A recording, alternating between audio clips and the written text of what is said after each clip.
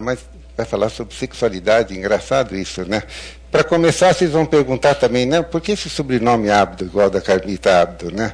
Quando perguntam para mim, eu falo, o que ela é sua? Eu falo, é minha sócia. 40 anos somos sócios, né? Temos alguns bens em comuns, 2 filhas e 1 neta e meia em sociedade. Bom, eu, quando entrei na faculdade, eu entrei para fazer cirurgia, alguma coisa cirúrgica. E eu gostava muito de ginecologia. Mas assim, então, na época eu estudava ginecologia, a parte de anatomia, fisiologia, patologia, tudo sobre genital, mas estudava masculino e feminino. Quando eu estava no 5º ano, aliás, eu conheci a Carmita numa maternidade, fazendo estágio junto com ela. Eu estava no 5º ano, um irmão meu, médico, resolveu fazer ginecologia, e eu ia para uma cidadezinha do interior, aqui que eu morava em Birigui, no noroeste, e aí eu resolvi passar para a urologia. Bom, por quê? 2 numa cidadezinha pequenininha, não ia dar certo, passei para a urologia. Aí, conhecendo a Carmita, acabei ficando em São Paulo, nunca mais voltei para Birigui, a não ser a passear. Bom, e o que é um urologista? Né? Você pode passar o primeiro slide? Ah, não. Deixa eu pedir para colocar.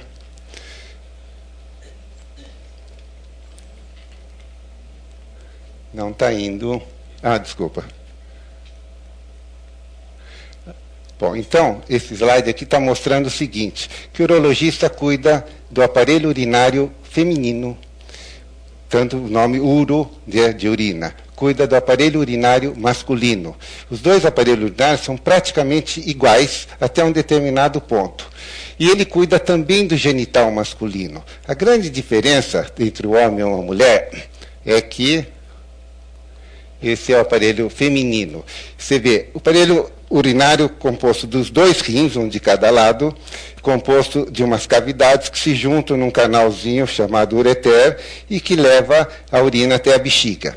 E depois da bexiga, onde sai para a uretra, chama colo vesical, e aí sai na uretra. A uretra feminina é de um jeito e a uretra masculina é de outro jeito. Então, até o colo vesical, a saída da uretra, o aparelho urinário é igual. Então, por isso que o urologista cuida também de mulher, não é só o médico de homem. Mas hoje ele é tido como o médico do homem também, porque ele cuida da parte genital, que é a parte genital, vocês estão vendo, logo depois da saída da bexiga. Então tem a uretra, que é bem mais longa. A uretra da mulher é 2, 3 centímetros, a do homem é muito longa, chega a medir 20, 25 centímetros essa uretra. Então, e a uretra passa dentro da próstata, e a próstata é um órgão genital. Né? E do lado da próstata tem a vesícula seminal e outros órgãos do aparelho genital que vão se ligar com o deferente, no testículo, epidídimo. Então aí existe uma intersecção entre o genital e o urinário. Então por isso que nós chamamos de aparelho geniturinário masculino, ou urogenital masculino. Aí é exatamente nesse momento da intersecção. Então, logo depois, no início da uretra, abaixo da bexiga, vocês estão vendo a próstata e a uretra passa dentro da próstata. É isso que é um dos grandes problemas que o homem tem e que procura o urologista. E tem muito a ver com a sexualidade, os problemas de próstata no homem. Que eu vou citar algumas coisas hoje aqui para vocês. Bom, e o que é uma sexualidade normal?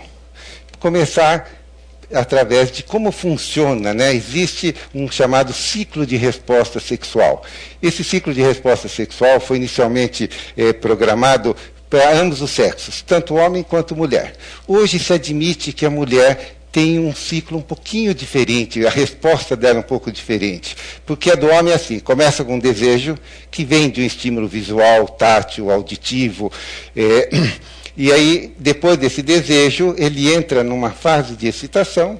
Essa fase de excitação vai num crescente, até que chega no chamado clímax, em que ele tem o orgasmo e a ejaculação. E depois uma fase chamada fase de resolução.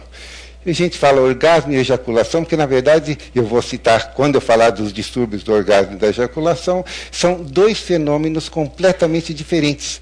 né? A gente, no começo, achava que era uma coisa só e se confundia, porque os dois são simultâneos. Mas, na verdade, eu vou explicar mais tarde a diferença entre orgasmo e ejaculação. Porque, pasmem, um homem pode ejacular sem ter orgasmo. E ele pode ter um orgasmo sem ejacular. Bom, e para que o homem tenha uma vida sexual saudável, tenha uma sexualidade normal, é preciso que ele tenha tudo em ordem. É preciso que ele tenha uma saúde física perfeita e que ele tenha uma saúde emocional, psicológica também muito boa, que ele esteja, assim, social e economicamente muito bem integrado e que ele tenha também uma parceira adequada. Tudo isso tem que estar muito bem na vida de um homem e também tem que estar integrado todos esses fatores, que é uma coisa praticamente natural, mas você vê que sempre tem razões e várias razões que podem alterar na sexualidade de um homem. E a sexualidade de um homem normal varia muito do início da vida sexual até o final da vida do homem. E tudo está se baseado na saúde, saúde física e mental. A coisa fundamental para um homem manter uma vida sexual normal, à medida que ele vai envelhecendo, ele manter a saúde.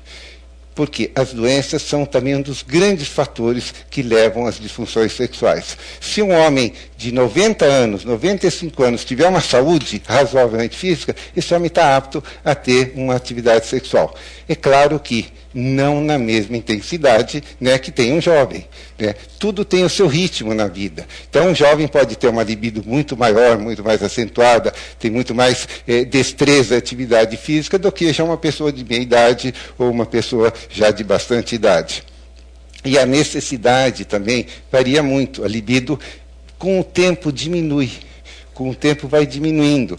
Então é normal que o indivíduo, depois de uma certa idade, tenha, assim, algumas semanas até, que a gente chama que é aquele período de resolução, que é entre terminar uma ejaculação e até ter disposição para ter uma outra. Esse período de resolução no jovem é 15, 20 minutos, e já num velho pode levar meses até. Bom, para vocês terem uma ideia, olha o que acontece com o homem, entendeu? Então, olha, é a tendência natural, entendeu? Se você evitar de ficar barrigudinho e bundudinho assim, com certeza você vai ter chance de ter uma vida sexual razoavelmente normal. E também não é só saúde física, né? Importante é a saúde mental e emocional da pessoa. Porque tem indivíduo que fala, puxa, eu estou com 60 anos, eu já estou velho, né? E a pessoa se sente velha e fica velha mesmo, entendeu? E tem pessoas de 80, 90 anos que têm a juventude, têm a vida dentro de si. Então, essas pessoas que são muito importantes saber que elas, sim, vivem muito mais e muito bem melhor do que aqueles que não sabem envelhecer adequadamente. Bom, além disso, isso é o mais importante, vem aqui agora. Olha como funciona a ereção do homem. Você vê que quer ter 20, 30 anos, que quer ter 40, 50, 60, viu? E chega num ponto em que realmente o homem fica meio cabisbaixo mesmo. Então, a gente falou de vida sexual normal, né, de sexualidade normal, que o fundamental é a saúde. O importante é cuidar da saúde. Exercício físico é coisa fundamental na vida de uma pessoa para manter a saúde. E muita gente não sabe disso, porque tem pessoas que adoram fazer esporte, adoram corridas, adoram qualquer tipo de esporte ou atividade física. E tem outros que não, que detestam. Mas mesmo aqueles que não gostam, têm que se esforçar e fazer. É fundamental. E não adianta só depois de velho pensar. O importante é, desde jovem, você começar a fazer. Ou desde o momento em que você, pelo menos, percebeu que precisa fazer. Então, realmente, é um dos dados mais importantes, porque um dos fatores que nós vamos ver, de fatores que causam disfunção sexual, é essa falta de atividade física mesmo do homem. Então, quando um homem não tem a função sexual normal, nós chamamos de disfunção sexual. E o que é disfunção sexual? É aquela incapacidade de um homem de ter uma relação sexual satisfatória. E para ambos, né, os parceiros. Então, aí sim, nós podemos chamar de disfunção sexual. não é satisfatório, então realmente passa a ser a disfunção. Bom, não está indo. Foi demais. Bom, vocês viram, não está me obedecendo isso aqui. Vocês viram que eu falei daquele ciclo de resposta sexual do homem, né? Que começa com desejo, depois excitação, depois ejaculação e orgasmo, e aí a fase de resolução. E as disfunções podem ocorrer em qualquer uma dessas fases. E cada fase tem uma disfunção característica. Por exemplo, na fase do desejo, as disfunções seriam um desejo exacerbado, que chama desejo hiperativo, ou um desejo diminuído, que seria um desejo hipoativo. Então, o indivíduo está extremamente com uma libido acentuada ou sem libido nenhuma. Então, que não é normal, né? Por exemplo, essas duas coisas são até raras no homem, porque o homem sempre tem uma libido muito boa, mas assim, ter pouca libido é em torno de 4 a 5% dos homens que podem ter isso, e tem várias causas que nós vamos ver já adiante. E aí, a exacerbação da libido geralmente está ligada a problemas psiquiátricos, né? Por exemplo, casos de mania, né? E outros casos psiquiátricos que podem levar a isso no sentido, ou então um caso assim, de indivíduo super apaixonado, que naquela fase pode estar com uma hiperatividade sexual. Depois, na fase de excitação, é que nós temos o grande problema, que é chamado problema da disfunção erétil, que é a fase fundamental para o homem continuar a atividade sexual, em que ele precisa ter uma ereção do pênis para ele ter uma rigidez suficiente para uma penetração. Então, quando ele não tem essa rigidez suficiente para a penetração, é que nós chamamos de disfunção erétil. E é na fase da excitação que acontece isso. Depois, na fase ainda da excitação, ele vai chegar no clímax, né, que é o orgasmo e o momento aí da ejaculação. Aí nós temos dois fatores. O orgasmo, em que o indivíduo pode ter distúrbios do orgasmo, e também ele pode ter distúrbios da ejaculação. E quais são os distúrbios da ejaculação? Ou o indivíduo é rápido demais, se chama ejaculação precoce. Isso causa um desconforto muito grande para o homem e para o casal, causa às vezes até de separações, de desentendimentos entre casais. E a ejaculação pode ser o contrário, pode ser retardada, pode demorar demais, que também é outra coisa, às vezes, muito desagradável. Além dela ser rápida e ser retardada, existe um outro problema chamado ejaculação retrógrada. O que é ejaculação retrógrada? Ejaculação retrógrada é aquela que, em vez de sair pela uretra, dentro da próstata, e caminhar pela uretra e sair na ponta do pênis, né, no meato uretral, ela faz o sentido contrário, ela dá marcha ré. Então, vai para dentro da bexiga e depois sai misturado na urina. Quer dizer, quando acontece isso, o indivíduo ele tem a relação normal, ele tem o orgasmo normal, mas ele não vê ejacular, né? Aí ele chega depois e fala: doutor, olha, eu estou tendo ereção normal, e eu estou gozando normal, mas não sai porra nenhuma. Então, agora, nós não podemos confundir a ejaculação retrógrada também com uma outra patologia, chama-se anaejaculação. O que é anaejaculação? Ana é do grego ou latim, não sei, que significa negação. Então, é a ausência de ejaculação. Então, anaejaculação é quando o indivíduo não ejacula. Tanto que ele pode ter orgasmo e não ejacular. Por isso que eu falei, são dois fenômenos bastante assim diferentes, né? Vamos ver então mais ou menos um por um, né? Os distúrbios do desejo. Quais são as causas, né? Uma delas é psicológica, por exemplo. O indivíduo, sei lá, não tem atração por uma determinada pessoa, então ele não tem o desejo por ela, né? Mas tem causas assim orgânicas, isso. Por exemplo, medicamentos antidepressivos podem produzir isso. A falta de hormônio no homem, que não é uma coisa normal, nós vamos depois falar um pouquinho sobre isso, né? Sobre a chamada andropausa, né? Não existe andropausa, que seria uma coisa semelhante à mulher, que a mulher, no máximo até 52 anos, ela entra naquela fase de climatério e chega na menopausa e ela perde até os hormônios, e o que acontece? Uma involução muito grande no genital e uma vida muito complicada para a mulher. Por isso que, às vezes, a reposição hormonal na mulher é uma coisa, quando não existe contraindicação, é claro, muito importante para a vida sexual dela após a menopausa. O homem, por exemplo, não tem isso. É raríssimo um homem, antes de 60 anos, ter o problema de falta de hormônio.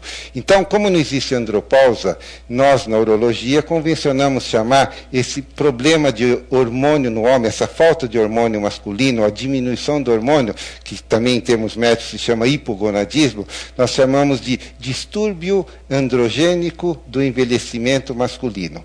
Porque são várias causas, várias doenças que podem levar a uma baixa da testosterona.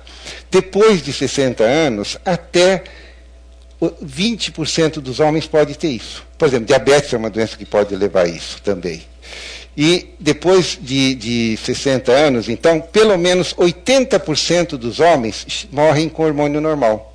É claro que existe uma diminuição muito lenta, muito gradativa, entendeu, do hormônio. Depois de 40, 45 anos, começa a cair em torno de 0,7, 0,8, às vezes até 1% ao ano. Mas, como eu disse, 80% dos homens acabam morrendo com hormônio dentro de uma faixa de um limite ainda normal. É por isso que existem grandes problemas assim de desentendimentos nessa fase do casal entre 50 e 60 anos, em que a mulher na menopausa está sem libido nenhuma, né? Existe assim aquela dificuldade de lubrificação, porque existe até uma atrofia vaginal, da mucosa vaginal, e o homem continua na mesma, né? Está bem, está estimulado e satisfeito e querendo sempre mais, e aí a esposa realmente não quer. Então, é muito importante, lá no consultório, a gente vê muito isso, né? Problemas de homem relacionados com mulheres. Né? Por causa da mulher, ele tem algumas disfunções também. E o contrário é verdadeiro também, né? Tem mulheres que têm, por exemplo, anorgasmia porque um homem tem uma ejaculação muito rápida e nunca dá tempo dela realmente ter um prazer. Então, você vê como existe uma simbiose, e é muito importante o efeito de um sobre a resposta de outro. Então, como eu disse, quando um homem tem a falta de hormônio, a primeira queixa dele é falta de libido, quer dizer, chamado tesão, né, popularmente. Então, ele não tem o desejo, ele está devagar, né, a mulher dele fala, vamos lá, João. Ele fala, não, deixa para a semana que vem. Quer dizer, o homem, quando fala isso, alguma coisa está errada. Então, você vai ver, primeira coisa que um urologista pensa realmente é uma queda hormonal, então se faz uma dosagem de hormônio, e quando a gente constata, depois repete o exame, se confirma isso, então você pode fazer aí uma reposição hormonal, porque existe realmente indicação. Normalmente, só pela idade, não. Isso não existe realmente na prática urológica e ética também. Bom, não sendo um medicamento, não sendo uma causa psicológica, não sendo a falta de hormônio, um outro fator também é a parceira. De repente, o indivíduo deixou de gostar da parceira ou algum desentendimento sério que faz com que ele não tenha nenhum estímulo por ela e, de repente, passa a ter um estímulo por outra, se não por aquela determinada parceira. No caso da hiperatividade, como eu falei, geralmente está muito mais associado a distúrbios psiquiátricos, principalmente, por exemplo, em casos de mania. Assim. Então, esses são os dois problemas de desejo no homem, ou hipo ou hiperativo. E a disfunção erétil? Para vocês terem uma ideia, a disfunção erétil e a ejaculação precoce são as duas maiores disfunções do homem. A ejaculação precoce é muito mais frequente ainda do que a disfunção erétil. Mas vamos falar um pouquinho sobre a disfunção erétil. Vamos falar sobre as causas. Eu falei que o fundamental é a saúde. É importante manter a saúde. Então, e vamos também citar sobre o tratamento. Deixa eu ver se eu deixei algum slide aqui. Isso aqui é só para você mostrar que aqui não tem efeito psicológico nenhum. Isso aí foi eu que fotografei mesmo. Um pavão que estava do lado de uma pavoa, cheio de gente em volta, e ele se excitando, como nunca vi uma ereção tão perfeita e tão grande assim. Bom, por definição, disfunção erétil é uma incapacidade não temporária ou provisória, permanente. Tem que ser uma incapacidade permanente em conseguir uma ereção ou em manter essa ereção. Porque, de repente, o indivíduo pode ter uma ereção muito fácil, mas ele não consegue manter. E impede um ato sexual satisfatório. E hoje nós falamos de disfunção erétil. Por quê? Quando se falava em impotência sexual, era um termo muito pesado, né? E todo mundo, ninguém gostava de falar que era impotente. Depois, o Viagra ajudou muito. Quando apareceu o Viagra, esse assunto sexualidade veio muito à tona. Então, começou-se a usar esse termo disfunção erétil e hoje é um pouco mais leve para o homem chegar no consultório do urologista e falar, doutor, eu estou com disfunção erétil, está acontecendo isso, isso, isso e aquilo. Bom, vocês têm uma ideia, esse é um estudo até feito pela Carmita e mostrou que no Brasil, 45% dos homens têm disfunção erétil. O que é disfunção erétil? Eles não estão satisfeitos realmente com a ereção e não estão dando para ter uma satisfação na atividade sexual. Agora, essa disfunção erétil não é total, né? São graus. Tem chamado disfunção leve, disfunção moderada e disfunção grave. O que é disfunção leve? Disfunção leve é aquela que o indivíduo consegue até ter uma penetração, mas ele percebe que o pênis já não está rígido, né? Tem até uma certa dificuldade, algumas vezes, às vezes ele não consegue. Já moderada é quando isso é muito mais frequente e essa rigidez ainda é bem menor ainda. E a disfunção grave é quando é total, o indivíduo não consegue rigidez para uma penetração. Vou dar um exemplo, um diabético. Chega um indivíduo com 40, 45 anos, fica diabético, no começo ele não tem problema nenhum.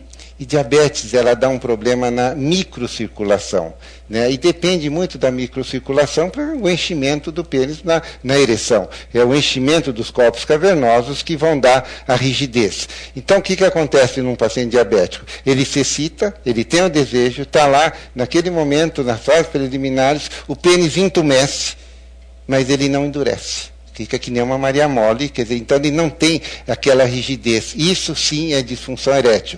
Então, não é a falta de desejo, de repente ele não tem desejo e não consegue ter ereção por outras razões. Então, por isso que às vezes quando a gente vai conversar com o indivíduo, tem que entender muito bem, sentir o que ele está falando, para você poder perceber. Tem indivíduos, por exemplo, que tem uma ejaculação muito rápida. E aí, quando você vai ver mesmo, você percebe que ele ejaculou rápido, porque ele ia perceber que ele ia perder a ereção. Então, o problema dele era a disfunção erétil e não era a ejaculação precoce. O que pode produzir isso, por exemplo? O indivíduo que é hipertenso, ele toma remédio da hipertensão e no começo não dá nada. Mas depois, com o enrijecimento da artéria, de um determinado tempo, os remédios de pressão são um dos grandes causadores dessa dificuldade em manter a ereção do homem. Então, ele mantém tem ereção, mas ele não consegue manter. E aí, então, às vezes, ele ejacula rápido. Ou então, ele nem ejacula, ele perde a ereção no meio ainda da atividade sexual, antes até de ejacular. Deixa eu ver se tem mais alguma coisa para eu falar para vocês. Não está me obedecendo isso. Quando obedece, vai demais. Bom, isso aí é só para mostrar, olha, o que está lá em azul são as chamadas disfunções leves. Que está em amarelo, aquelas disfunções moderadas, e em vermelho, as disfunções graves. Isso é um gráfico que mostra, né, nesse estudo que a Carmita fez, em que mostra da idade dos 18 até os 70 anos de idade, né? Vocês veem que a disfunção leve é tanto maior quanto mais jovem o indivíduo, porque tem muito mais problema até psicológico, situacional, né, do que algum problema orgânico. E à medida que o indivíduo vai envelhecendo, aumenta as disfunções moderadas e as disfunções graves. Por quê? Começam a aumentar as doenças. Começa a aparecer hipertensão, começa a aparecer diabetes, né, e todas as outras doenças que vão afetar o indivíduo. Com depressão, começa a tomar antidepressivo, e aí começa a surgir uma série de problemas, e pode haver também uma diminuição do hormônio, que não é tão comum assim, mas também é uma das causas de disfunção erétil. Bom, e quais são o que a gente chama fatores de risco para a disfunção erétil? Né? O principal fator de risco é a idade. Né? Aliás, o principal é a saúde, né? Que a saúde vem com a idade. Depois, a baixa escolaridade. Por quê? O indivíduo que não tem conhecimento, não tem uma certa cultura, ele tem muito mais tabu, muito mais mitos. Então, qualquer coisa para ele, não, se eu pisar com o pé frio aqui, vai me dar uma frieza, o pinto amolece. Entendeu? Então, esses tabus também fazem com que o indivíduo tenha muitos problemas de disfunção erétil. A baixa renda está ligada a isso também, que não tem acesso à assistência médica. Tabagismo, obesidade, alcoolismo e vida sedentária. Tudo isso você vê que levam à deteriorização da saúde e, consequentemente, leva à disfunção erétil. Esses são os fatores de risco da disfunção erétil e de todas as disfunções sexuais também. Também, está obedecendo de mais ou de menos, existem as condições médicas, que além de todos esses fatores, né, ambientais, culturais e sociais, existem também as condições médicas. A principal delas é o diabetes. Gente, diabetes eu digo sempre para qualquer doente que eu estou tratando, que eu vejo e descubro uma diabetes, falo, olha, diabetes é uma doença traiçoeira. Você não sente nada, você não vê nada, mas quando você perceber, você já não está enxergando, o seu rim não está funcionando, né? Você está com uma ferida na perna e o pinto não está funcionando também. Então, realmente, quando ela eclode, é porque já deu tanta alteração na microcirculação que começa a dar todos esses problemas. Então, diabetes é muito grave. O importante é controlar realmente para evitar problemas. Eu tenho paciente diabético que desde a infância é diabético, desde 5, 6 anos, e sempre cuidou muito bem, né? Diabetes infantil, juvenil, é muito difícil até de cuidar. Mas esse indivíduo tinha 50 anos de idade e não tinha problema de disfunção erétil. Então, se você tiver a sorte de controlar bem o diabetes, dificilmente ela vai te causar a disfunção erétil. E depois também, como eu falei, hipertensão, todas as doenças cardiovasculares podem provocar, as dislipidemias, né, aumento de colesterol, triglicéridos que vão enrijecendo as artérias, né, doenças psiquiátricas, principalmente depressão, e hipertrofia de próstata. Hipertrofia de próstata, até vou falar um pouquinho depois, é o tumor benigno da próstata. Para vocês terem uma ideia, em torno de 50 anos, 50% dos homens têm. Então, é uma coisa que depende até da idade e do envelhecimento, porque o hormônio masculino é o que alimenta a próstata. E à medida que o indivíduo tem uma boa atividade sexual, tem uma boa quantidade de hormônio, essa próstata vai crescendo também. Então, é normal ter um tumor benigno de próstata, né, acima de 45, 50 anos de idade. É muito comum. Pelo menos depois de 80 anos, quase que 80% das pessoas têm. E não se sabe hoje se é o indivíduo que tem o adenoma de próstata, se ele tem disfunção erétil, porque as duas coisas acontecem na mesma época, que a causa é a mesma idade, ou se é a hipertrofia de próstata que provoca disfunção erétil. Porque o estudo que foi feito mostrou que homens que tinham disfunção erétil tinham mais problema de próstata do que aqueles que não tinham disfunção erétil. Então, quem não tinha problema de próstata tinha menos disfunção erétil. Então, parece que hoje eles acham também que a hipertrofia benigna da próstata, que é o adenoma de próstata, que é o tumor benigno da próstata, não é o câncer, também é uma da causa de disfunção.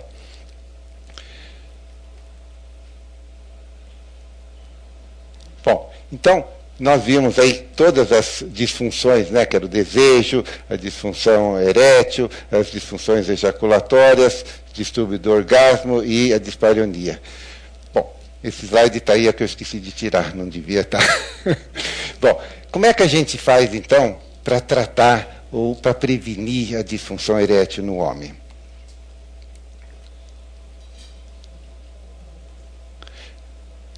O tratamento precisa ter uma lógica e precisa ter uma ética, né? Então, eu vou dar um exemplo para vocês. Eu tive um paciente, filho de uma enfermeira lá do Hospital Santa Cruz, que foi para os Estados Unidos, em Nova York, e ficou lá um vendedor de pizza, ganhou dólar bastante, e aí arrumou uma namoradinha lá em Nova York e começou a ter problema de ereção, não conseguia ter ereção, veio para São Paulo, ele já era meu cliente, mas não me procurou. E procurou o indivíduo ali na região de Santa Amaro, né, muito famoso, e o indivíduo colocou uma prótese nesse indivíduo, né? Isso é um crime, né? Quer dizer, era um caso puramente psicológico, né, em que às vezes uma orientação, uma educação, ou quem sabe até uma psicoterapia pudesse resolver o problema. Então, por isso que quando a gente vai tratar qualquer disfunção, principalmente disfunção erétil, a gente tem que ter uma ética e uma lógica. Por isso que tem um tratamento chamado de primeira linha, de segunda linha e de terceira linha. A prótese seria, sim, a de terceira linha. Quando nada mais resolveu, aí sim existe essa possibilidade da prótese, né?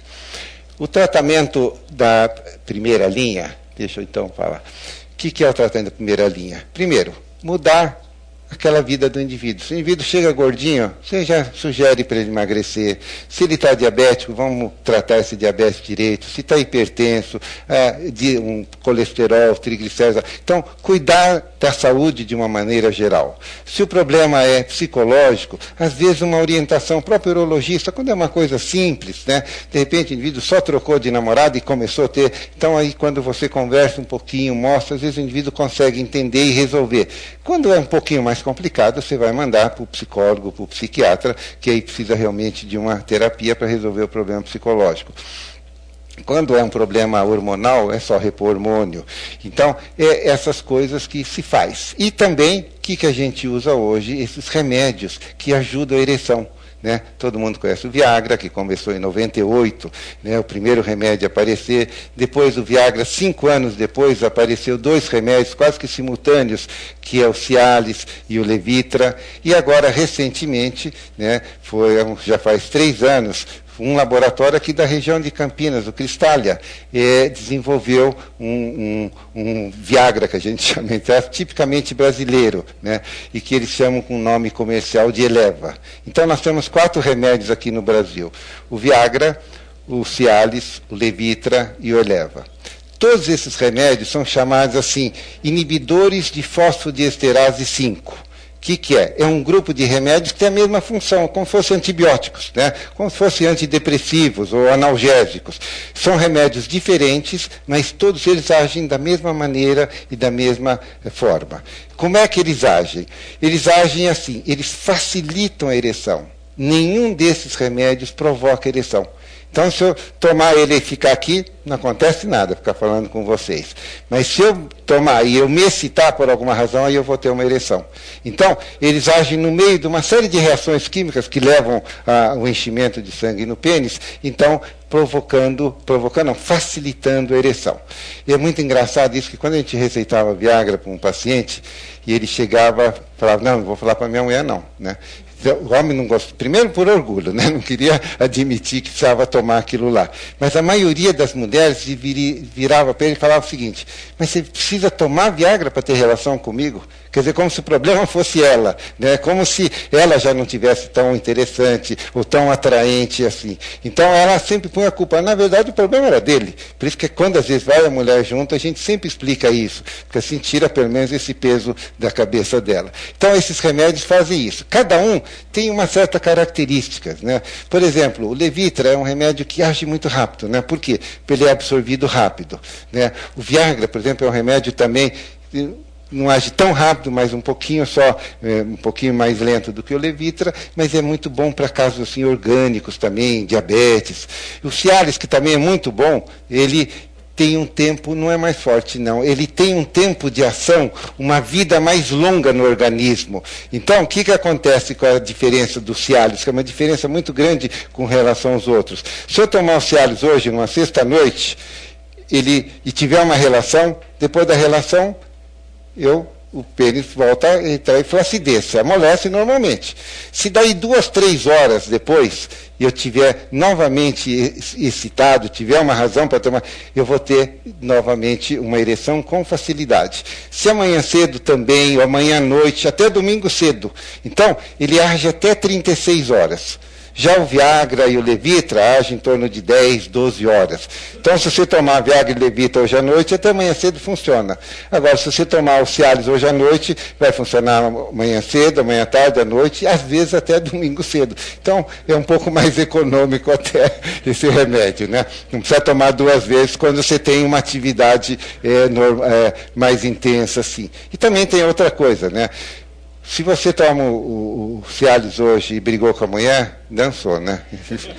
Agora, se tomou o Cialis, quem sabe até amanhã deu tempo de fazer as pazes, então amanhã à noite ainda ele rola alguma coisa. Mas, na verdade, todos são muito bons, todos funcionam assim, muito bem. A maioria dos homens se dá bem com todos. De repente, algum fala, doutor, eu tomei, o único que eu me dou bem é o Cialis, o único que eu me dou bem é o Viagra ou o Levitra, né? E até hoje, né, todos esses remédios hoje no Brasil nós temos a lei de patente, né? Todos têm a lei de patente, exceto o Viagra, que há 2 anos acabou a patente dele, e hoje nós temos várias cópias e vários genéricos, né, de vários laboratórios. O que é genérico? Genérico é o remédio que tem o nome do sal. Então, chama citrato de sildenafila, da EMS, né, da Eurofarma, né, da Merck, então, da Sandoz. Então, cada um tem o laboratório que produz o mesmo remédio, que é o genérico com esse nome. E tem os chamados similares, que são os laboratórios que produzem o mesmo remédio, né, com outro nome comercial. Então, por exemplo, um chama Azul, outro chama... como é que chama? Tem um nome muito expressivo. Déjà vu, né? Déjà vu, daquela expressão francesa, déjà vu, né? Só que aqui no Brasil eles falam déjà vu mesmo, né? Então o cara botou o nome, porque quando ele tem aquela ereção, ele fala, puxa, eu já vi isso alguma vez no passado. Bom, então esse é o tratamento, né, vamos supor, primeira linha. É isso que a gente tem que fazer. Qualquer coisa além disso, você já está sendo, né, até um pouco desonesto aí e está sendo até exagerado nessas coisas. Quando não dá certo isso, e chega uma hora que não dá mesmo, por exemplo, um diabético, ele vai piorando, e aquilo não dá resposta mais com os remédios, os inibidores de fosfodiesterase 5. Então você tem que lançar mão de outros. E o tratamento de segunda linha são dois. Um deles, vocês já ouviram falar naquele aparelho de vácuo? Que é coloca-se um tubo, né, aí uma mangueirinha com uma manivelinha, né, na frente do tubo tem uma borrachinha, então você vai poupando assim, manipulando aquela manivela e vai formando um vácuo onde está o pênis, dentro daquele tubo. Depois esse vácuo faz com que o indivíduo tenha uma ereção. Aí você pega aquele elástico que estava ali, empurra para trás e ele comprime a base do pênis como um torniquete. E aí o indivíduo tem uma rigidez para ter uma ereção. Entendeu? Isso é muito usado também para tentar aumentar o tamanho do pênis, né? Na verdade não dá certo, mas é uma das coisas que se tenta muito fazer para ver se consegue aumentar o tamanho do pênis. Um outro procedimento que se faz também, isso, por incrível que pareça, nos Estados Unidos é muito usado para disfunção erétil, né? Eu não gosto de usar, acho isso um pouco traumático. Agora, uma outra coisa que se usa, e principalmente em diabético, é o que a gente chama de ereção fármaco-induzida, quer dizer, uma ereção induzida por um medicamento, e um medicamento que é injetável. O indivíduo injeta, pega uma agulhinha, né, com uma seringa, e ele injeta no pênis, né, tem que injetar na lateral, né, porque o pênis tem um corpo cavernoso aqui, o outro corpo cavernoso, e embaixo chamado corpo esponjoso, onde passa a uretra. O corpo esponjoso, ele apenas entumece. O que dá rigidez são os corpos cavernosos. Então, o indivíduo tem que injetar no corpo cavernoso. Uma substância que pode ser papaverina, que pode ser clorpromazina, que pode ser prostaglandina. São várias substâncias que podem ser isoladas ou até misturadas. Na verdade, se tem que mandar preparar isso daí. Existem preparados comerciais, mas só com uma substância chamada prostaglandina, né? Um é da Pfizer, chama Caverjet, e o outro é da Libs, esqueci o nome agora também, mas os dois são prostaglandinas, assim que o indivíduo injeta. E aí o indivíduo injeta, e uma manipulaçãozinha, um pequeno estímulo, ele já consegue ter uma ereção. Então, mesmo sendo um diabético, às vezes, muito grave, então, com isso, o indivíduo consegue ter uma ereção. Mas, assim, indivíduo que não é diabético, você pedir para fazer isso é muito complicado, né? Porque já pensou dar uma injeção no pênis? Não é fácil, né? Agora, um diabético toma insulina todo dia, para ele é a coisa mais tranquila e consegue, sim, ter uma ereção. O grande risco disso é o indivíduo errar na dose e essa ereção não voltar ao normal. Normalmente essa ereção dura meia hora, às vezes até uma hora, mas existem casos que ela dura 2, 3, 4 horas. A gente sempre orienta, ó, passou de 2, 3 horas, você corre aqui ou vai no pronto-socorro, porque ele pode ter aquilo que se chama de priapismo, né? Priapismo é aquela ereção que não volta mais ao normal. Existe o priapismo natural. Algumas doenças provocam isso, que é sem estímulo nenhum, o indivíduo tem uma ereção, e depois até tenta se masturbar ou ter relação, e não consegue voltar, e o pênis se mantém em ereção, e se ele não for tratado, ele vai ter problemas depois muito sérios, até de disfunção erétil total mesmo, né? Então, o priapismo é uma das complicações dessa ereção fármaco-induzida. Quando você for dar para o paciente, tem que orientar muito bem, explicar direitinho mesmo, né? Para ele saber dos riscos que ele pode estar tendo. Mas não é tão comum quando o indivíduo sabe fazer as coisas e o médico orienta muito bem. Bom, então, ou bomba a vácuo, ou então a ereção fármaco-induzida. chega num ponto que nem isso resolve, porque a própria injeção chega uma hora, dá hematoma, dá uma fibrose, e chega uma hora que começa a complicar e o indivíduo não consegue mais também ter uma ereção satisfatória. E aí, o último caso, ou quando o indivíduo não consegue, em hipótese alguma, fazer aquela injeção, né? E aí tem casos que você não tem outra possibilidade de não ter que colocar uma prótese. Então, por isso que eu digo, é preciso ter uma lógica, ter uma ética e não indicar uma prótese sem necessidade. E escolher muito bem o paciente também, porque tem pacientes que, de repente, confundem um pouco disfunção erétil com falta de desejo. Tem indivíduo que com 65, 70 anos, né, está velho, não quer nem mais saber, ele mesmo está desistindo da vida e acha que ele está impotente, né, entre aspas, e tem médico que coloca a prótese, né, e o indivíduo nem usa a prótese, porque não tem vontade, não tem desejo, não tem libido. Então, por isso é importante selecionar o paciente muito bem para que ele faça realmente um bom uso disso. Bom, e a idade também, como eu disse, não vai colocar uma prótese num jovem, né, e não vai também colocar no indivíduo que não tem libido, né. Então é muito importante você saber dosar essas coisas. Então, e prótese? Tem dois tipos de próteses, né? Uma prótese que é chamada prótese semirrígida ou maleável, que é uma prótese, um filamento metálico interno, que acho que é tungstênio, não sei bem exatamente, e depois silicone, né, em volta. Então, você coloca e o pênis ele fica assim, praticamente em ereção. Mas você pode moldar, e normalmente o indivíduo deixa assim, ele pode até estar numa praia, numa piscina, e não dá nem para perceber que ele está com a prótese, né? Então, depois, quando ele vai urinar, ele pode dar uma ajeitadinha, ou então ele endireita direitinho aquilo quando ele vai ter uma ereção. Eu até brinco, né? A prótese é a única situação que o homem pode fingir, né? Porque aí ele não precisa, pode ter, ou sem ter desejo até, ele pode fingir, porque normalmente, sem a prótese, nunca ninguém vai conseguir fingir que está tendo uma ereção. E o indivíduo, quando tem a prótese, a gente coloca a prótese dentro dos corpos cavernosos. Então, colocou a prótese e se destruiu o pênis. Por isso que é uma coisa muito séria, não pode colocar sem nenhuma razão. Mas assim, fica um pouquinho de corpo cavernoso, a prótese aqui, um pouquinho de corpo cavernoso em volta. Quando o indivíduo se excita, o pênis entumece um pouco, ele incha um pouquinho, né? E a glande incha mais, porque a glande não é corpo cavernoso, a glande é a continuação daquele onde está a uretra, que é o corpo esponjoso. Então a glande sim, ela tem uma ereção boa, quer dizer, não é de rigidez, mas é de ereção mesmo, né? De entumecimento bom. Então o indivíduo percebe realmente a excitação, existe uma alteração fisiológica, né, nessa excitação do indivíduo. E aí ele tem a prótese que mantém a rigidez. Para os mais antigos aqui, a prótese é igual aquela barbatana, né, que a gente punha aqui na gola, para deixar a gola esticadinha, bonitinha. Antigamente usava isso daí. Então é como a barbatana, está lá dentro. E tem a chamada prótese inflável, que é dois saquinhos que coloca, como se o comprimento como se fosse da prótese, em que você coloca, né, e aquilo, dois saquinhos plásticos, né, um de cada lado. Aquilo tem uns canaizinhos que ligam, vem numa, a gente chama de bomba, que a gente coloca dentro do saco, do escroto, né, fica do lado dos testículos. E tem também, depois dessa bomba, um outro canalzinho que a gente põe por aqui por dentro na região inguinal, do lado da bexiga, que é um reservatório do líquido, de soro fisiológico. Então, está lá com aquela prótese, ela está murcha, tá vazia.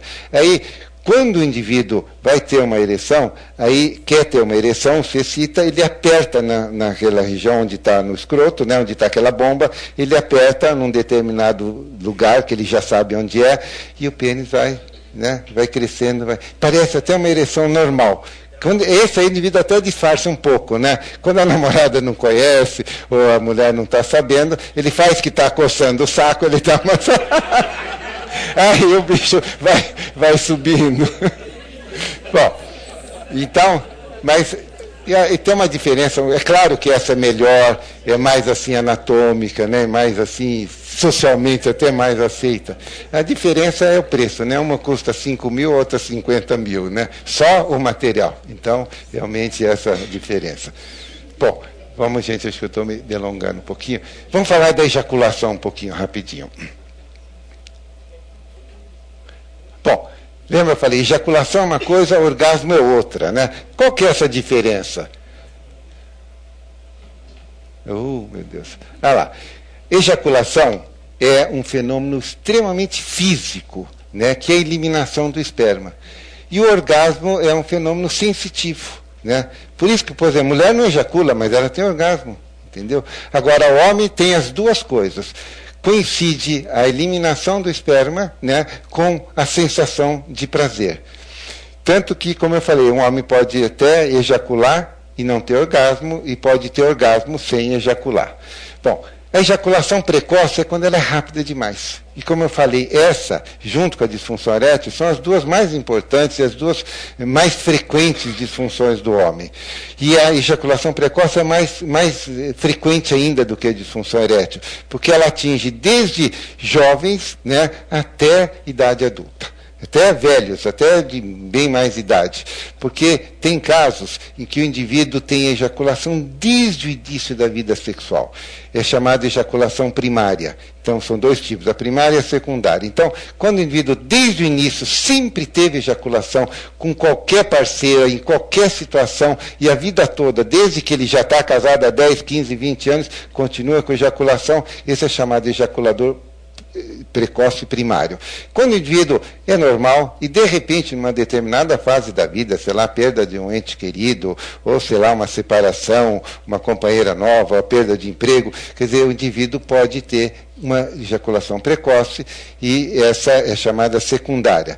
Essa é mais fácil de tratar do que a outra, porque a primeira tem a ver muito com aquilo que chama de neurotransmissores. Existe uma deficiência de uma substância chamada serotonina. Então, você parece que é um defeito, como se fosse um diabetes, e o indivíduo não consegue nunca controlar a ejaculação. Está ligado também ao tipo da personalidade do indivíduo muito ansioso. Então, ele é tão ansioso, né, que ele ejacula sempre mais rápido, né? Então, existe tratamento para isso. O tratamento hoje que a gente usa, existe um componente emocional também muito importante. Então, sempre o tratamento psicológico é importante, fazer uma psicoterapia. E o tratamento medicamentoso que a gente faz é usar o efeito colateral de um outro remédio que a gente usa para depressão.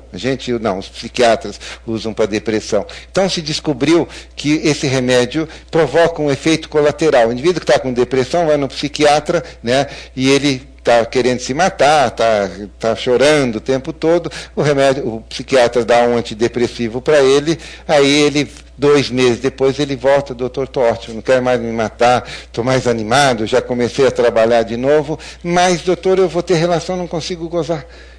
Então, esse efeito de segurar a ejaculação, é um efeito que a gente chama secundário, efeito colateral, a gente usa para tratar a ejaculação precoce. E geralmente com muito bons resultados. Só que esses indivíduos que têm ejaculação precoce primária, mesmo depois de 1 ano de tratamento, você parou, eles voltam de novo. Então tem indivíduos que às vezes precisam tomar a vida toda. E eu sempre falo, olha, mas é melhor tomar e viver muito bem, né, do que não tomar e acabar vivendo mal e causar uma série de transtornos, né? Já vi casamentos desfeitos assim, realmente por isso. Bom, depois, o contrário da ejaculação retrógrada tem a retardada. E a retardada é aquela que demora demais, né? A mulher fala, poxa, vai ou não vai? E aí o indivíduo não consegue. E as causas disso, geralmente são causas assim, psicológica, por exemplo, o medo de engravidar uma mulher, entendeu? Uma série de causas assim que podem levar a isso daí. Mas também tem, se o indivíduo está tomando um antidepressivo, a causa da dificuldade de ejaculação pode ser o antidepressivo que ele está tomando. E aí sim, então você tem que conversar com o psiquiatra, ou pedir para ele trocar, tem um antidepressivo que não mexe muito com a ejaculação. Então, a ejaculação retardada tem muito a ver com remédios, principalmente remédios para depressão. E a ejaculação retrógrada é aquela que dá marcha ré. Essa daí acontece em várias situações, né?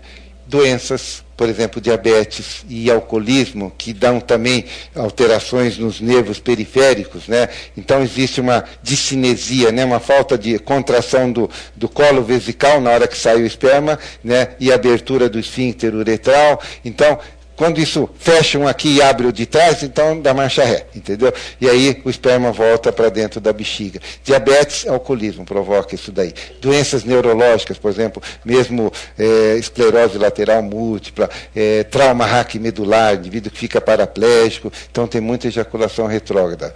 Medicamentos. Tem um remédio que a gente usa para a próstata para relaxar a uretra, né? São chamados alfa-bloqueadores, né? A tansulosina, a doxazosina. Então, esses remédios também abrem o colo da bexiga e o esperma volta para trás. Então, dá ejaculação retrógrada. Mas o grande fabricante de ejaculador precoce é o urologista, por incrível que pareça. Porque quando a gente opera um indivíduo de próstata, não de câncer de próstata, do tumor benigno de próstata, que é aquele que cresce só e fecha a uretra. Então a gente mexe ali num lugar onde sai o esperma. E ali você altera toda aquela estrutura e o esperma, então, o que acontece? Ele, em vez de ele sai na loja prostática e vai para a bexiga.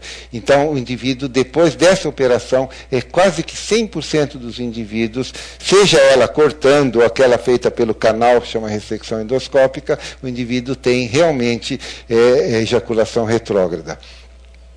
E a anaejaculação é quando o indivíduo não ejacula. O exemplo típico é quando o indivíduo tem câncer de próstata e eu vou operar esse indivíduo. Quando eu opero câncer de próstata, eu tiro toda a próstata e a vesícula seminal e ligo o canal deferente. Quer dizer, não vem espermatozoide do testículo, como se fosse feita uma vasectomia, e o esperma que era produzido pelo líquido da vesícula seminal e da próstata foi retirado, então o indivíduo não tem ejaculação, hipótese nem retrógrada, não tem ejaculação. E aí, ele quando tiver uma relação, ele vai ter uma relação, ele tem um orgasmo e ele não ejacula. Então é essa a situação. É um pouco diferente, porque o indivíduo está tão acostumado a ejacular e ter o orgasmo, né, que o indivíduo tem que até que se adaptar um pouquinho para isso.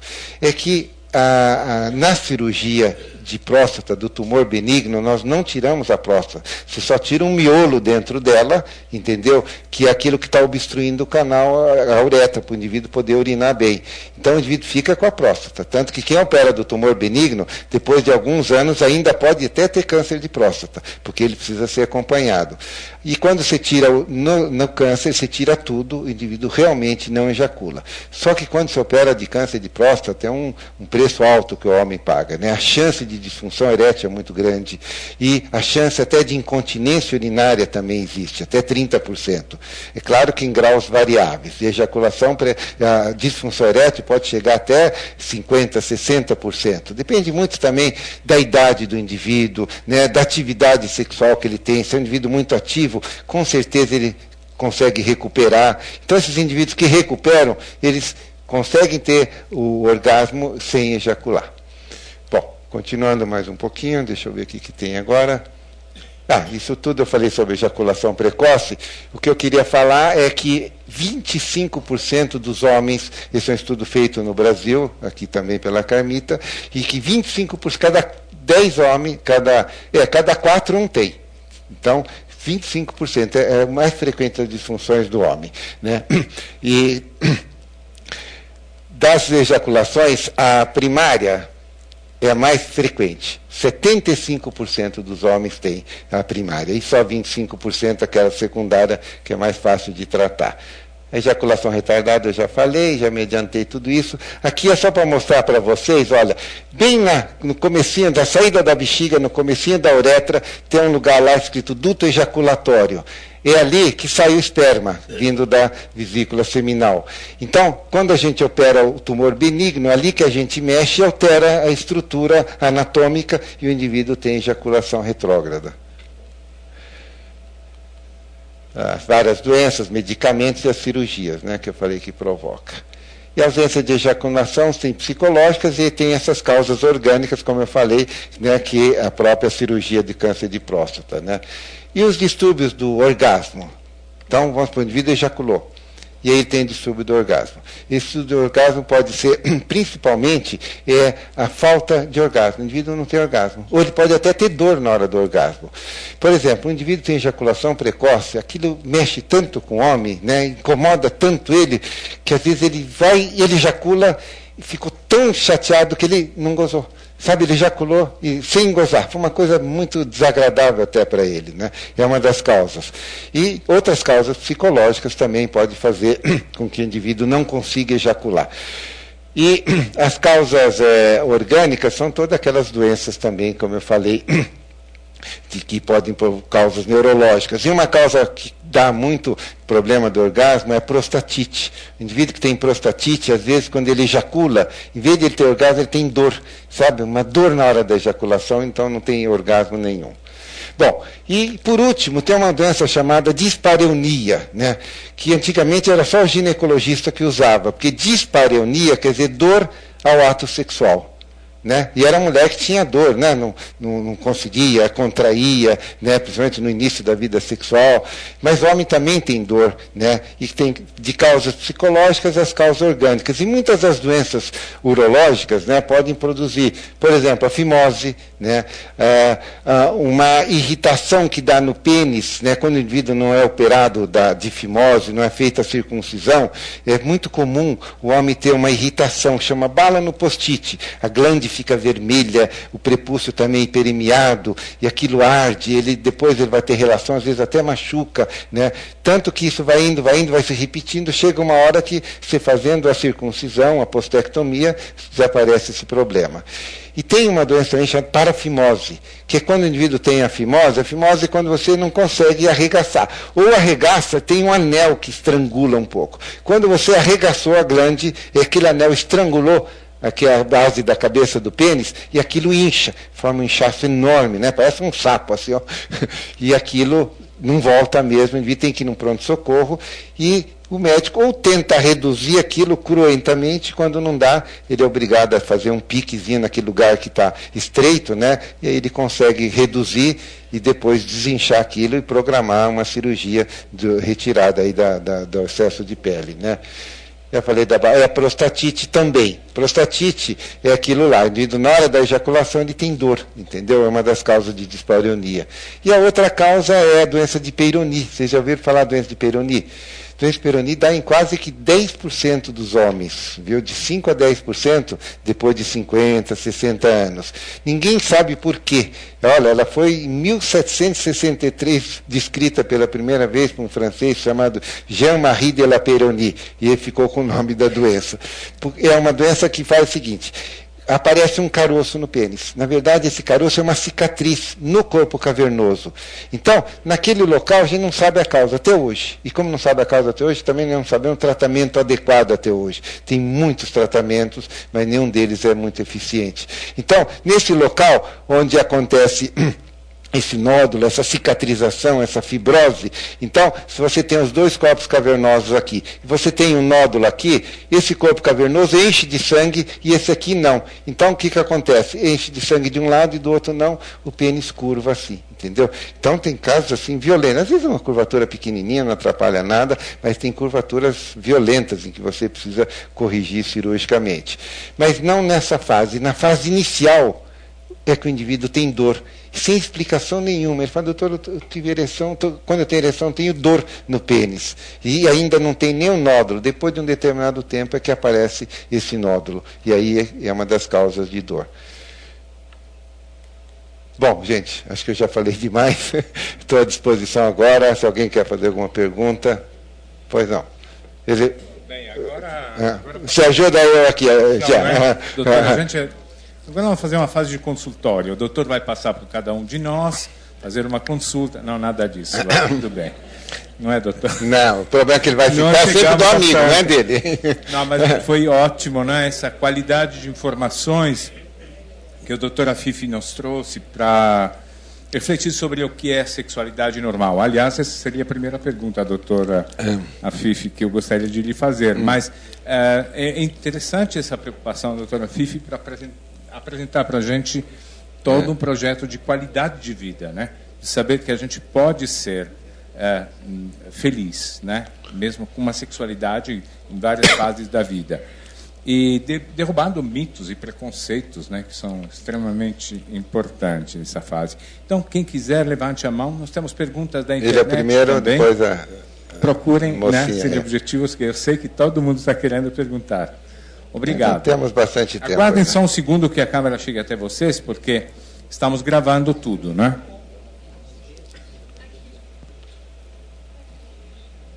É uma questão meio sociológica também. Eu fiz aqui, escrevi para não me perder. Quanto à fantasia sexual no homem, existe alguma relação entre indivíduos de culturas e etnias diferentes? Por exemplo, o senhor falou sobre aquele homem que põe o pé no chão.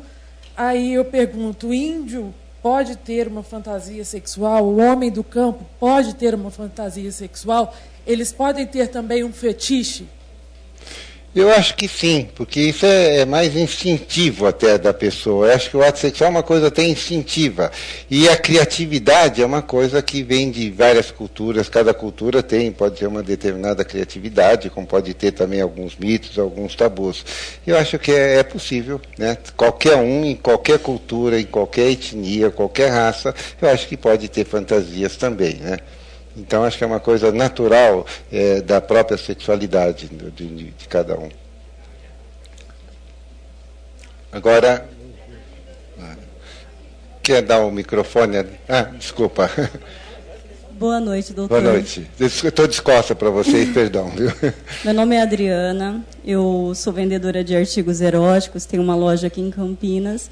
E a minha curiosidade, o senhor disse sobre a bomba peniana, né? E ela é muito vendida na internet, inclusive, mas para aumento peniano. Exatamente. E não tanto quanto para a disfunção erétil. Então, eu gostaria de saber a sua opinião sobre o uso indiscriminado da bomba peniana, que é vendida dessa forma.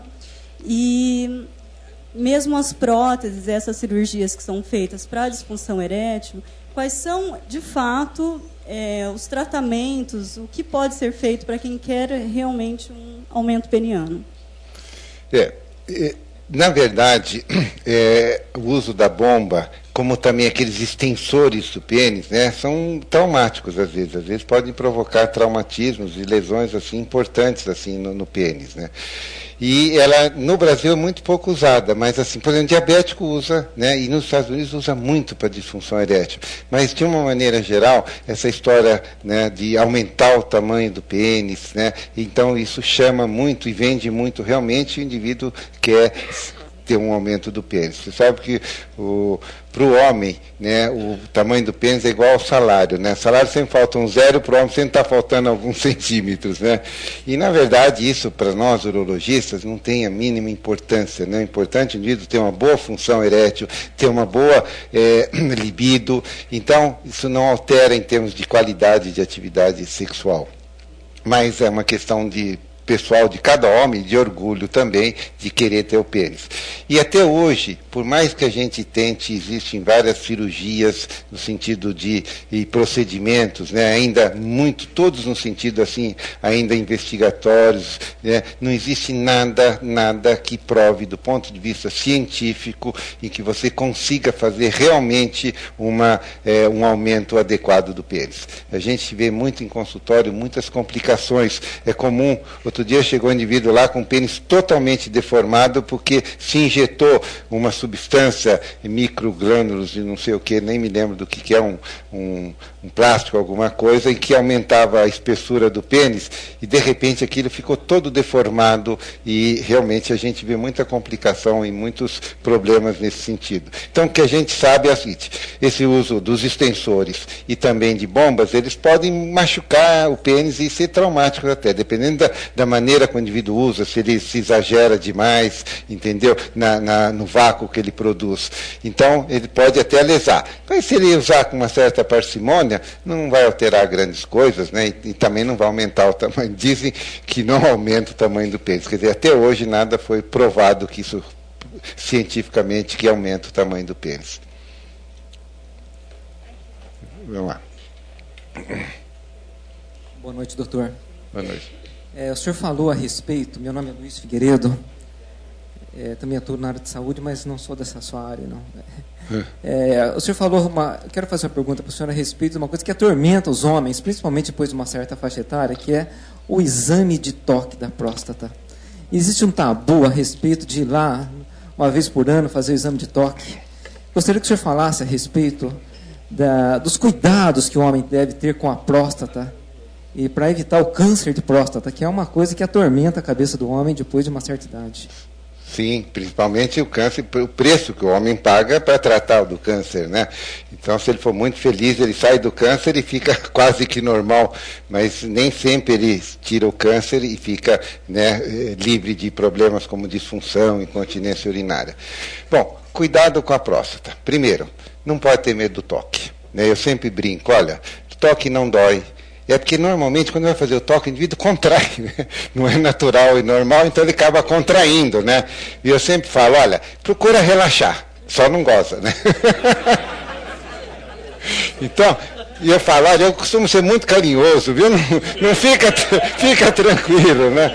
Então, tem essas brincadeiras, e eles sempre brincam também, né? Sempre conta aquela piada, doutor, olha, se eu sorrir aqui, o senhor dá um tiro em mim.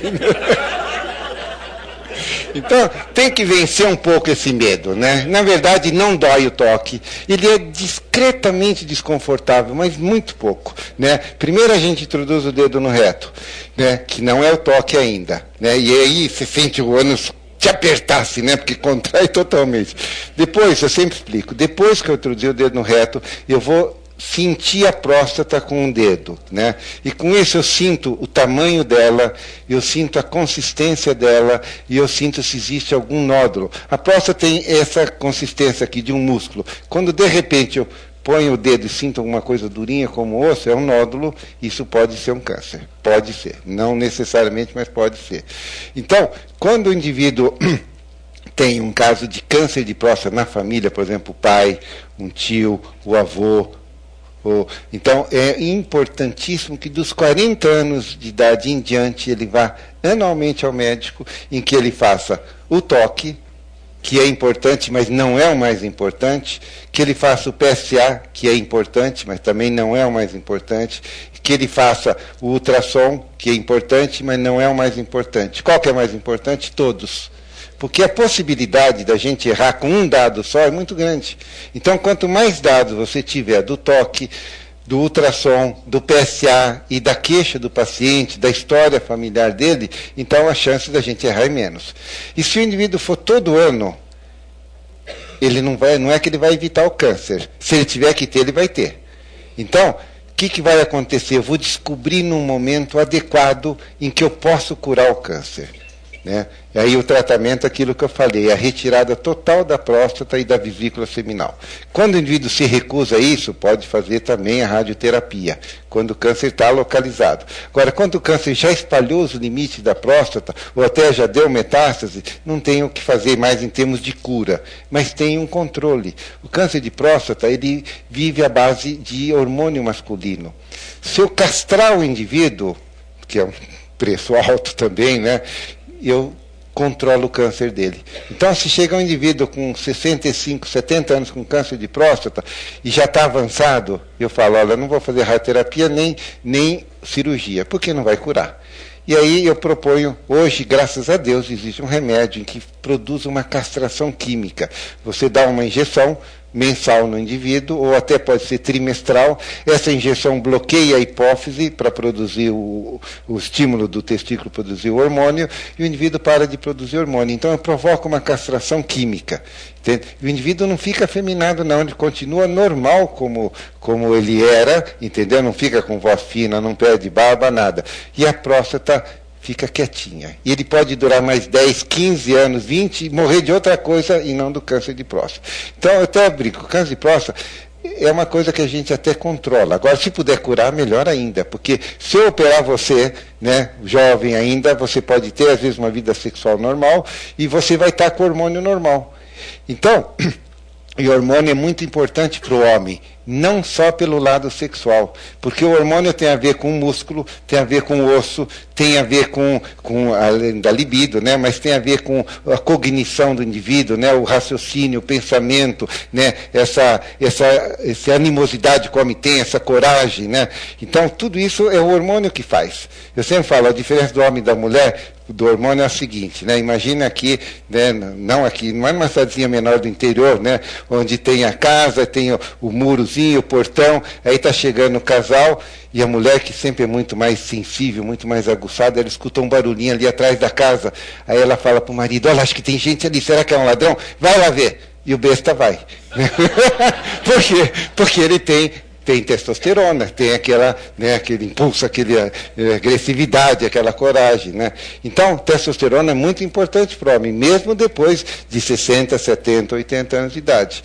E se eu puder operar, eu não preciso privar ele da testosterona. Por isso que, se você conseguir, né, ir a tempo no médico, então é muito importante. Então, uma vez por ano é mais que suficiente para você detectar um câncer no início. Que eu sempre falo, o câncer de próstata até que ele é bonzinho, né? Porque o que acontece? Se você for hoje lá, e eu com um toque, com um PSA e com ultrassom, passou batido ainda, não consegui detectar, né? Quando você for lá o ano que vem, ainda está no começo. Porque a hora que ele começa, ele pode levar às vezes 1 ano, 2 anos, 3 anos até para se espalhar. Por isso que uma vez por ano é suficiente para a gente falar, ó, vai tranquilo, volta o ano que vem aqui, né? Então, aí controla. Quando o indivíduo não tem caso de câncer na família, então a gente propõe que comece com 45 anos, porque com 45 anos a próstata já começa a crescer. Olha, 30% dos homens já com 45 anos têm ela aumentada, entendeu? E o fato dela aumentar não quer dizer nada, porque como é um tumor benigno, ele só cresce. E o grande problema é que ele cresce centrifugamente, né? Aí tudo bom. Eu já vi próstata desse tamanho de uma laranja, para vocês terem uma ideia, próstata pesa 20 gramas, em média. É igual uma castanha, aquela castanha portuguesa que a gente cozia. Tem até aquele mesmo formato, né? Quase aquele mesmo tamanho. Pesa 20 gramas. E tem próstata de 100, 150, 200 gramas e que o indivíduo não precisa operar.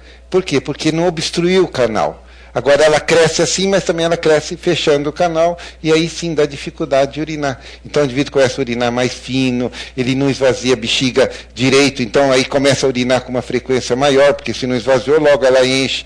Aí ele acorda 1 vez à noite, 2 vezes à noite, 3 vezes à noite, e a mulher sempre briga com ele, porque aí o xixi dele não vai longe, cai no chão, não cai no vaso. Então são sintomas de prostatismo, que a gente chama, que é do tumor benigno. Porque o câncer não dá sintoma. O câncer, quando você sentir uma dor aqui, já é uma metástase, que dá muito para o osso, câncer de próstata. Por isso que é essa vantagem. É assim que o homem tem que cuidar. Eu acho que um homem que se preza, né, eu acho que ele é importante ele se cuidar nesse sentido. Mesmo que ele corra o risco de operar e ficar com disfunção erétil ou com incontinência urinária. Eu sempre falo, olha, vamos tirar o mal que tem. Depois, se ficar algum prejuízo, a gente corre atrás do prejuízo.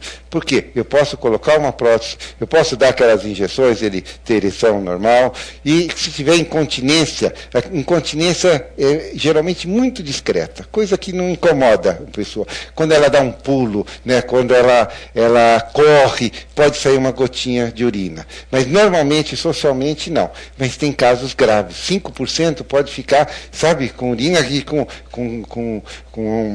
tipo mods, né, uma calça, uma fralda desses fraldão, e fica cheirando urina. Quer dizer, isso socialmente para o homem até é pior até a incontinência urinária do que a disfunção erétil. Mas existe até cirurgias hoje, esfíncter artificial que a gente coloca e que corrige isso. Então, assim, tira o câncer, ficou prejuízo, vamos atrás e vamos consertar. Então, tudo isso é importante, o indivíduo ter essa noção. Entendeu?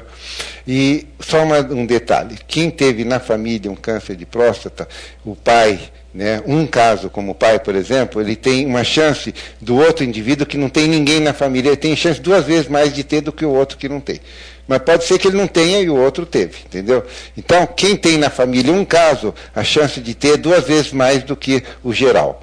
Quem teve 2 casos, isso passa a ser 3 vezes mais. Entendeu? Quanto mais casos, maior é a possibilidade, porque sempre tem aquela tendência familiar, né? Tem família que morre todo mundo do coração, todos de câncer, entendeu? Então, por isso, e câncer de próstata tem uma certa tendência familiar, viu? Mais alguma? Desculpa a falta de educação aqui atrás de conta. Eu me chamo Breno, fazendo uma alusão à fala da evolução social, das questões socioculturais que envolvem a sexualidade, eu percebo que a dispareunia anteriormente não tratada por questões socioculturais, não fazia parte da formação, era pertinente somente às questões das mulheres, a dor no ato sexual, como o senhor muito bem abordou, a gente percebe também que nas questões masculinas a importância é fundamental no ato sexual, por grande parte sociocultural dada, não só a ereção, bem como a ejaculação em si.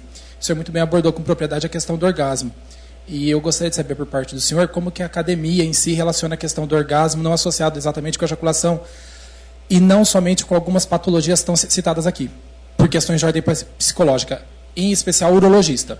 Eu penso, é encaminhado para o psiquiatra, ou para o sexólogo, ou questões de outras ordens são abordadas na anamnese dentro do consultório ou em outro espaço de avaliação. Bom, como eu falei, né, para você tratar dessa área de sexualidade, você precisa ter paciência e precisa ouvir o paciente, para entender a queixa dele, né? Tanto que, por exemplo, tem muito urologista, hoje está mudando um pouco isso, né? Mas tem muito urologista que não sabe nem lidar com isso, entendeu? E nem quer falar, porque primeiro, às vezes o cara vai queixar de disfunção erétil, ele é um homem também, pode até estar com disfunção erétil, aquilo incomoda ele, né? Então, não, isso não é nada, tal, né? Eu conheci médicos assim brilhantes, né, que operaram indivíduo de câncer de próstata, que ficou com disfunção erétil, e o cara reclamou para o médico: doutor, olha, mas eu não estou conseguindo ter ereção. Ele fala: bom, mas eu salvei você do câncer, o que você quer mais? Aí o cara vive: mas para que então eu vou viver? Entendeu? Então, ouvir o indivíduo. Então, quando a gente ouve o indivíduo e consegue detectar realmente assim a causa daquilo, se for puramente psicológico, você tem que mandar para uma terapia, sem dúvida. Agora, existem causas orgânicas, causas medicamentosas, entendeu? E são coisas que aí o urologista pode tratar também. Então, você precisa diagnosticar. E para diagnosticar, você precisa ouvir e precisa entender o paciente. E para entender, às vezes o paciente fica sem jeito de falar, porque quer falar termo técnico, fala: não, pode falar, em vez de esperma, fala porra mesmo, fala gozei, fala, porque eu entendo a sua linguagem. Primeiro, que eu sou homem, e segundo, porque eu tenho a obrigação de entender você e não você me entender. Então é fundamental o diagnóstico. E o diagnóstico, sim, aí encaminhar. E grande parte, o urologista pode cuidar. Como eu falei, tem muitas causas orgânicas, né? E quando é psicológica, às vezes uma simples orientação pode ajudar. Quando se percebe que é uma coisa um pouco mais profunda, aí sim há a possibilidade de você encaminhar para uma terapia. Oi. Aqui, da internet. Olá. Boa noite, doutor João. Nós estamos transmitindo este café filosófico pelo site da CPFL Cultura, onde os internautas nos acompanham e também participam enviando as suas questões. E a Ana Paula faz a seguinte pergunta: hoje em dia, há uma pressão para que o homem seja um super-homem na cama. Essa pressão vem mais das parceiras ou dos próprios homens? Ela faz com que homens jovens usem medicamentos como Viagra, por exemplo, sem terem necessidade? Bom, tem sido muito comum, infelizmente, isso. Isso tem acontecido por uma série de razões. Você vê que hoje a sociedade evoluiu, a cultura mudou. Por exemplo, na minha época, né, para ter uma relação com uma mulher tinha que casar. Né? Hoje não precisa mais. Né? E hoje uma mulher, quando namora, ela praticamente, do meu ponto de vista, já de 64 anos de idade, ela casou várias vezes, porque ela já teve relações com vários homens. E o homem hoje está um pouco preocupado, ele está muito inseguro, porque a mulher hoje conhece o indivíduo, sabe como é uma atividade sexual, conhece vários homens, né, a performance de vários homens. E o indivíduo, quando vai ter uma relação, ele já fica inseguro. Então, isso é um grande problema hoje, a insegurança da juventude, com que faz com que a mulher que já conhece, então ela exige, sabe exigir, quando o indivíduo não desempenha bem. E ele já sabe que, como ela conhece, ele se exige, então ele fica com medo de não desempenhar bem e toma o Viagra. Na verdade, se ele não tivesse essa insegurança, tomar o Viagra e não tomar não faz a mínima diferença para um jovem normal. Honestamente, mas faz diferença sim, do ponto de vista psicológico. Então ele toma e ele acredita que vai dar certo, ele vai ter uma ereção normal que ele teria se não tivesse ficado inseguro.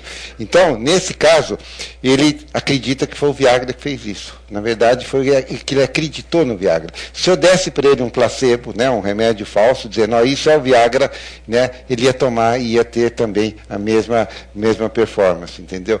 E o indivíduo acaba ficando psicologicamente assim, dependente disso. Né? Diferente de uma pessoa já que tem realmente uma disfunção erétil e uma disfunção orgânica, fala para mim, doutor, mas eu vou ficar viciado? Falei, puxa, você quer então, se está com 50 anos, você quer viver até os 80 insatisfeito?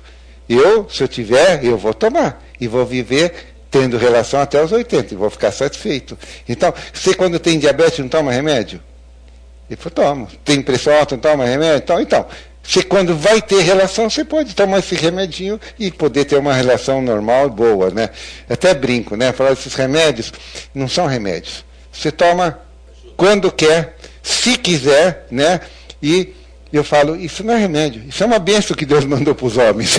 E que as mulheres até estão esperando alguma coisa que melhore, principalmente a área do desejo, né, delas, né? Quem agora?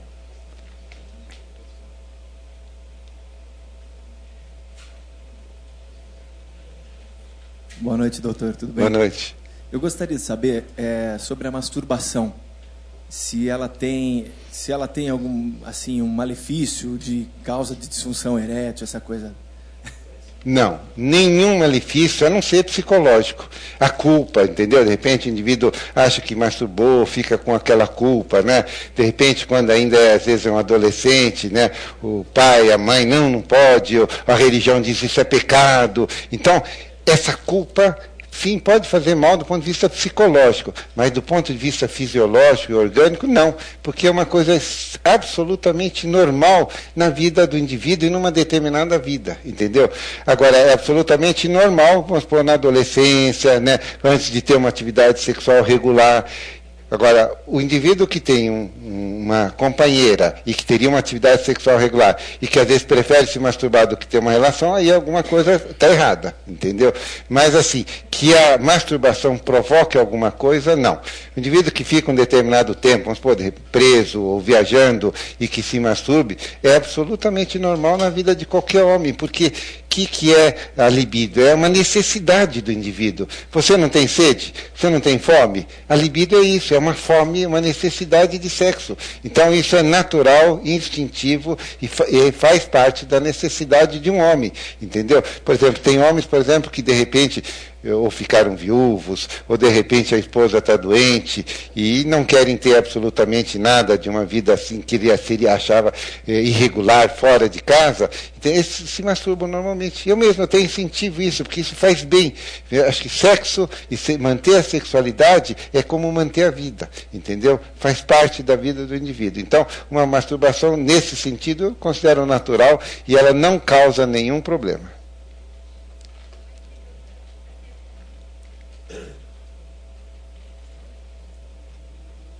Boa noite, doutor. Muito obrigado. Boa noite, boa noite. A produção de hormônio no homem ela é considerada normal durante vários anos, né? E por algum motivo o paciente ou a pessoa está fazendo reposição hormonal. Durante essa reposição é diagnosticado câncer na próstata dele.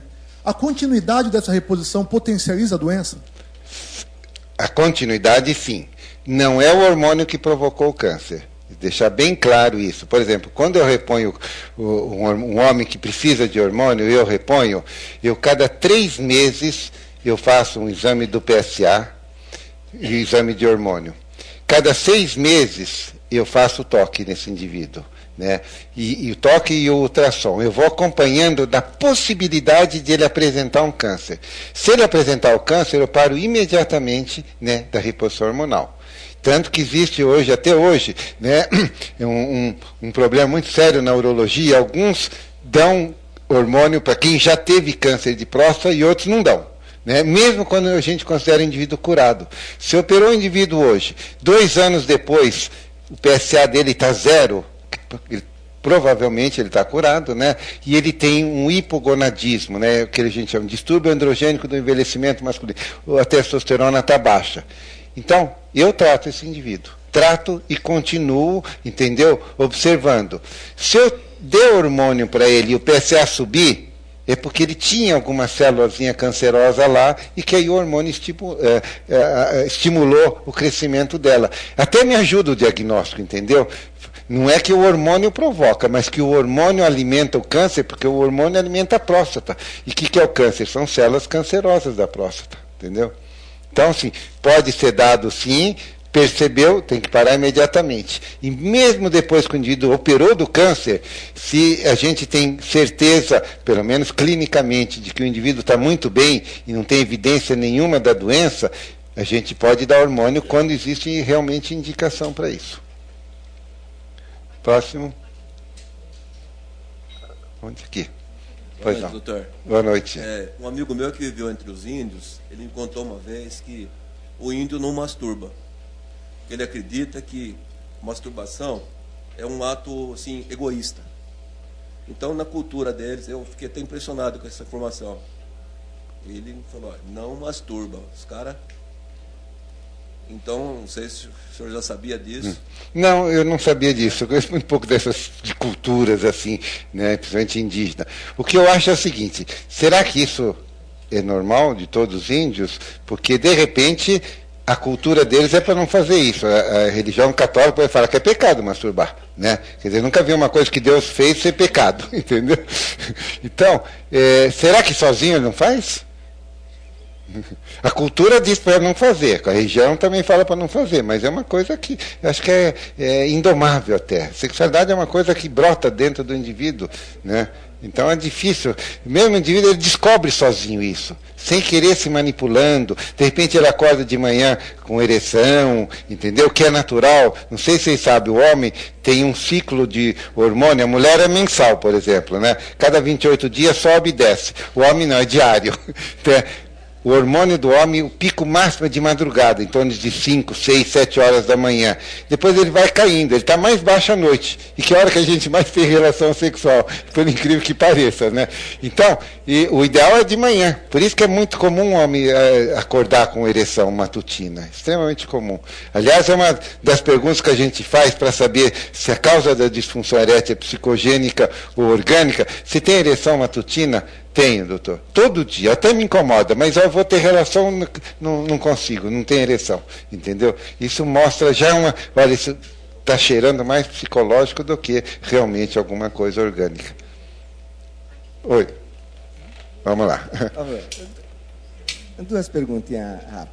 Uma, é que eu nunca tive uma resposta. Por exemplo, mais perto, tá bom.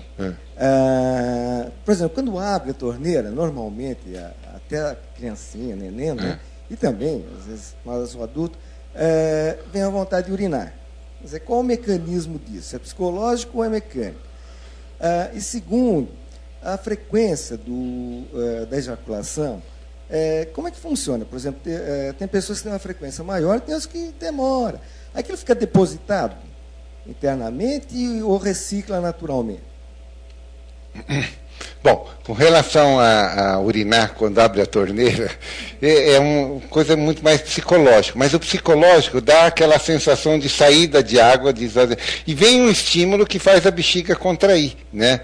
E isso é muito mais intenso ainda quando o indivíduo tem um problema de próstata, que ele não esvazia bem a bexiga. E um dos sintomas quando ele tem problema de próstata chama-se urgência miccional. Quer dizer, dá vontade de urinar, ele tem que ir correndo. Se ele não for, ele até urina na calça, entendeu? Isso é um dos sintomas do tumor benigno de próstata, chama urgência miccional.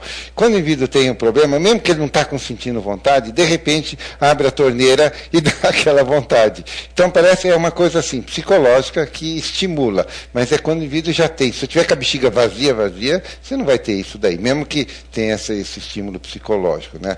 Com relação à frequência de ejaculação, é uma coisa assim, existe uma variedade. Tem indivíduo que tem relação uma vez por semana, tem indivíduo que tem todo dia, entendeu? Quanto mais você tem, mais o organismo produz a quantidade de esperma, né, e de espermatozoides também. Então isso vai se repondo, né? Se de repente você fica uma semana sem ejacular, muito provavelmente a natureza até te ajuda em alguma coisa, né? Não depois na nossa idade assim, mas quando jovem, o que acontece?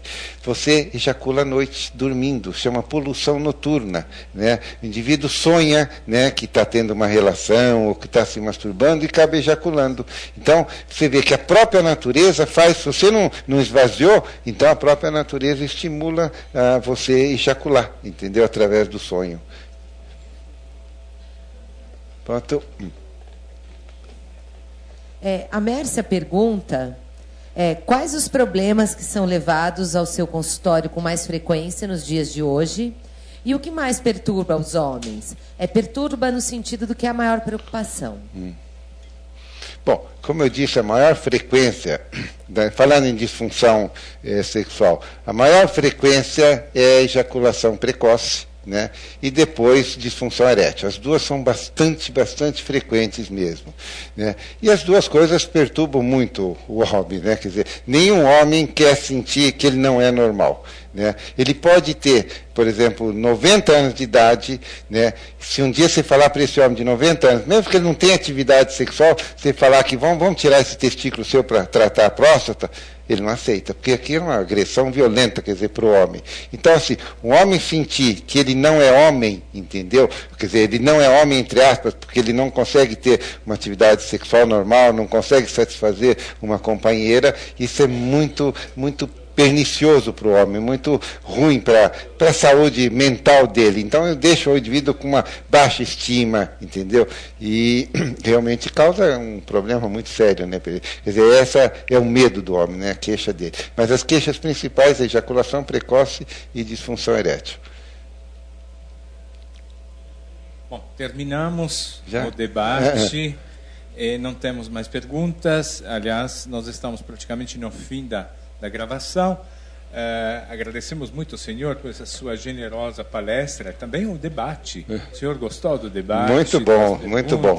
Aliás, é uma prática minha. Quando atendo um paciente, eu explico para ele, porque acho que ele tem que saber o que tem, mesmo quando tem câncer. O importante é saber falar, né? De como falar, explicar, porque o indivíduo, quando tem noção do problema dele, ele se ajuda. E isso faz o médico ter sucesso. Então é extremamente importante. Então, se eu puder ensinar, gosto muito de ensinar, gosto muito de dar aula. Então, para mim, foi um grande prazer estar aqui, honestamente. Eu que agradeço. Obrigado, doutor Afife.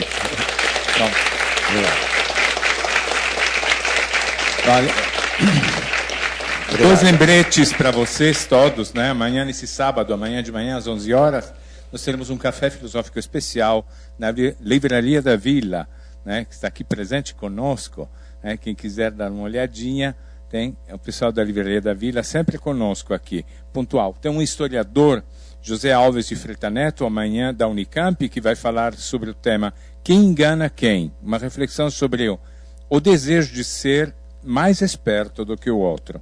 Amanhã às 11 horas, esperamos vocês. E também gostaria de lembrar que nesse período de julho, nós estaremos retransmitindo diretamente de Paraty, da Festa Literária Internacional de Paraty, de 3 a 7 de julho, todas as mesas ao vivo. Então, quem quiser poderá entrar na cpflcultura.com.br, saber mais e participar e ouvir o que se passa lá em Paraty nesse período de 3 a 7, repito, e essa é uma nossa pausa. Retornaremos em agosto e vocês não deixem de conferir, naturalmente, de se cadastrar no nosso site, né? Como vocês sabem. Obrigado pela presença de todos vocês e até a próxima. Muito obrigado.